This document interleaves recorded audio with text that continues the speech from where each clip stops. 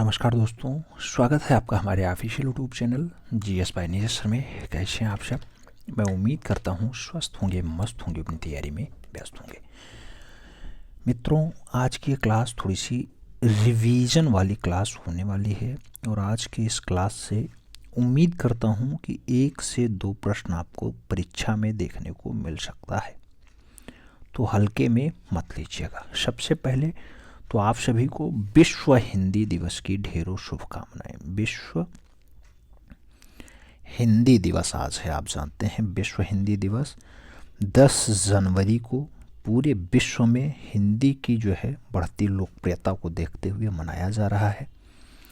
आप जानते हैं कि मंदारिनी एक भाषा होती है, चीन में बोली जाती है और उसके साथ साथ पॉपुलैरिटी हिंदी की भी अब पर्याप्त हो चुकी है। आप देखते होंगे आपके जितने आसपास पड़ोसी देश हैं वहाँ पर भी हिंदी बोलने वालों की संख्या पर्याप्त है, क्योंकि भारतीय मूल के निवासियों की संख्या वहाँ पर्याप्त हो चुकी है। हालांकि अब हम बढ़ते हैं अपने टॉपिक की तरफ और आज हम लोग देखेंगे रस सिद्धांत और उसके कुछ व्याख्याकार, कुछ 2-4 पुस्तकें, और पुस्तकों के साथ याद रखिएगा कि हम लोग भरत मुनि के जो 8 भावों को व्यक्त करते हैं उन्हें देखने का प्रयास करते हैं। जो रस हैं, जैसे श्रृंगार रस है, रति भाव होता है, प्रतीक रंग श्याम होता है, स्त्री पुरुष का प्रेम बड़े ढंग से जो है श्रृंगार में प्रयुक्त किया जाता है। तो इस पर थोड़ी सी बात होगी। आइए देखते हैं। जैसे सबसे पहला पॉइंट जो लिया गया, रस सिद्धांत तथा व्याख्याकार। एक साइड में रस सिद्धांत है, दूसरी साइड में उसके व्याख्याकार हैं, यानी उसे जो है परिभाषित करने का काम करते हैं। रस सिद्धांत में आरोपवाद की अगर बात करते हैं तो आरोपवाद जो है भट्टोलोलट जी के द्वारा जो है व्याख्यात किया गया है, यानी इसके बारे में बताया गया है। तो पूछा जाए कि आरोपवाद का सिद्धांत किसने दिया, तो आपको भट्टोलोलक आंसर से लगाना होगा। इनका स्क्रीनशॉट आप अवश्य लेना। अनुभूतिवाद की अगर बात करते हैं तो अनुभूतिवाद के बारे में जो विस्तृत जानकारी दी जाती है वो सशंकु के द्वारा दी जाती है, जबकि भुक्तिवाद की अगर बात करते हैं तो भुक्तिवाद रस सिद्धांत से संबंधित है और भट्ट नायक के द्वारा दिया जाता है। क्वेश्चंस याद करना। और चौथा पॉइंट, ये तो बहुत इंपॉर्टेंट है, अब ये चारों का स्क्रीनशॉट जरूर ले लेना। अभिव्यक्तिवाद की बात हो रही है। अभिव्यक्तिवाद अभिनव गुप्ता के द्वारा दिया जाता है। क्वेश्चंस खूब छपेगा तो इस पे स्टार लगा लेना और इसके साथ साथ भुक्तिवाद पे भी स्टार लगा लेना। हालांकि चारों जो है पॉइंट इंपॉर्टेंट हैं कि किसके कौन व्याख्याकार हैं या फिर कौन सा सिद्धांत किसने दिया है, ऐसा क्वेश्चंस कभी कभी पूछा जाता है। अभिव्यक्तिवाद अगर पूछे तो याद रखना खुले मन से आपको अभिनव गुप्ता आंसर्स लगाना। आज सुबह आपकी क्लास नहीं हो पाई, उस असुविधा के लिए हमें खेद है। फिलहाल ठंडी पर्याप्त है और हल्का सा चोट जो है लगा हुआ है पैर में, उसकी सिकाई के चलते जो है क्लास नहीं हो पाई है। बहुत हल्की सी चोट है, बाकी कोई दिक्कत नहीं है, सब कुछ सही हो जाएगा, बस टाइम लगेगा, ठीक है। और ये भी याद रखना है कि आज 10 तारीख है और 10 तारीख से एक नया बैच का अनाउंसमेंट हुआ था 10 जनवरी 2023 से। तो आज से हम लोग एक नए बैच के साथ भी जुड़ने जा रहे हैं। जिन लोगों ने पेमेंट कर दिया है बहुत अच्छी बात है, जिन लोगों ने नहीं किया है वो लोग भी आराम से पेमेंट कर सकते हैं, क्योंकि नाम मात्र की शुल्क ली जा रही है। पेमेंट आप अगर भेजना चाहते हैं तो 9919 10 22 और 24 वाले नंबर पे फ़ोन पे, गूगल पे, भीम UPI या पेटीएम कुछ भी कर सकते हैं। पेमेंट भेजिए, उसका स्टेटस वाला स्क्रीनशॉट लीजिएगा जो व्यू डिटेल्स में आता है, जिसमें आपको UTI मिलती है, यानी आपने जो ट्रांजैक्शन किया है उसकी ID मिलेगी, ट्रांजैक्शन डेट होता है, ट्रांजैक्शन टाइमिंग होता है, वो वाला स्क्रीनशॉट। और अपना शुभ नाम ज़रूर आपको भेजना है, अपना शुभ नाम ज़रूर भेजना है। पूरी की पूरी तैयारी व्हाट्सएप पेड ग्रुप के माध्यम से होगी। पेमेंट का स्क्रीनशॉट आपको 7380464607 पे भेजना है, याद रखिएगा। पेमेंट का स्क्रीनशॉट और अपना शुभ नाम 7380464607 पे अवश्य भेजें।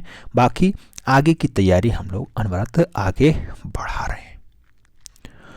याद रखिएगा आज से ही नया बैच स्टार्ट है। अगर आप डिले करेंगे तो आपको टाइम से मिलेगा क्लास, जो रिकॉर्डिंग हो चुकी होगी वो आपको मिल जाएगी।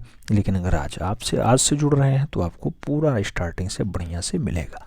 हालांकि जो लोग थोड़ा लेट में जुड़ेंगे उनको भी क्लासेज मिलेंगी, वही क्लास मिलेगी, ऐसा नहीं कि क्लास दूसरी होगी, सेम क्लास मिलेगी। लेकिन बस यही है कि उन्हें इकट्ठा बंडल में मिलनी स्टार्ट हो जाएगी, क्योंकि डे बाय डे आपको क्लास तो स्टोर होती जाएगी।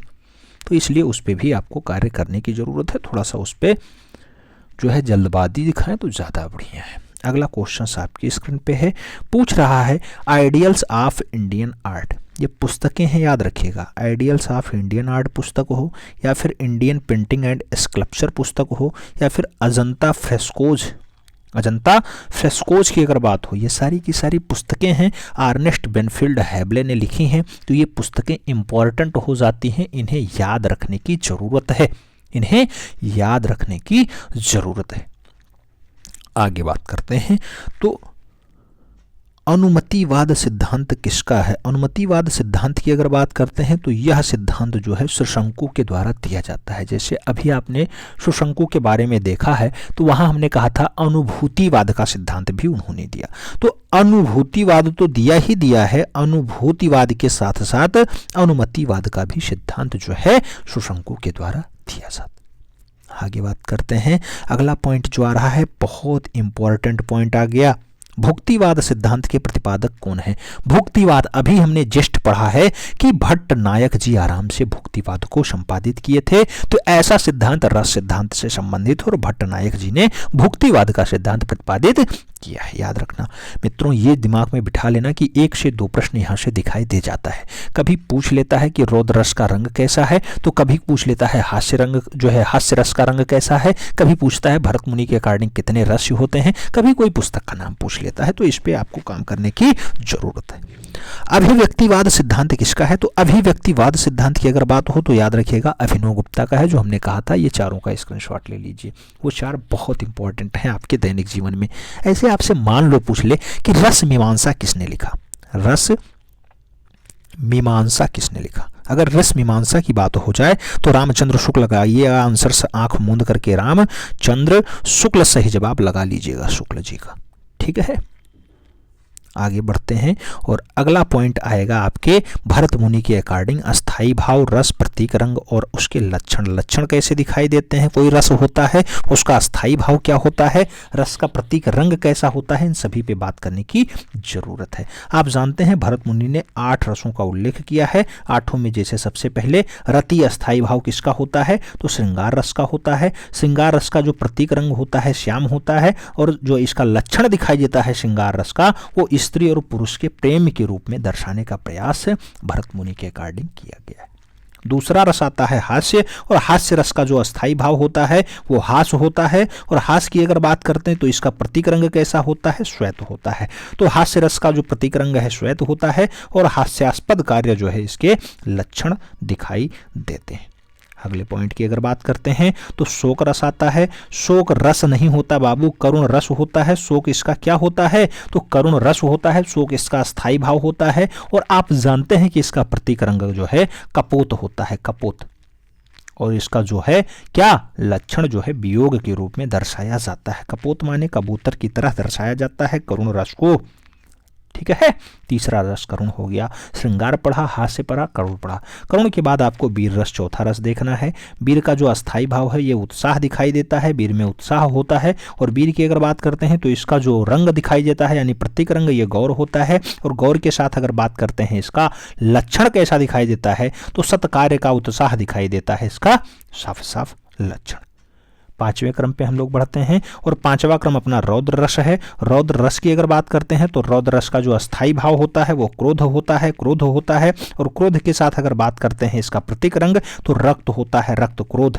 रौद्र का रक्त होता है। और रक्त के साथ अगर इसके आप लक्षण की बात करें तो दुष्ट दलन, दुष्ट दलन जैसा इसका जो है लक्षण दिखाई देता है रौद्र रस का। आगे बात करते हैं, 6वां रस आपका आता है विभेद रस।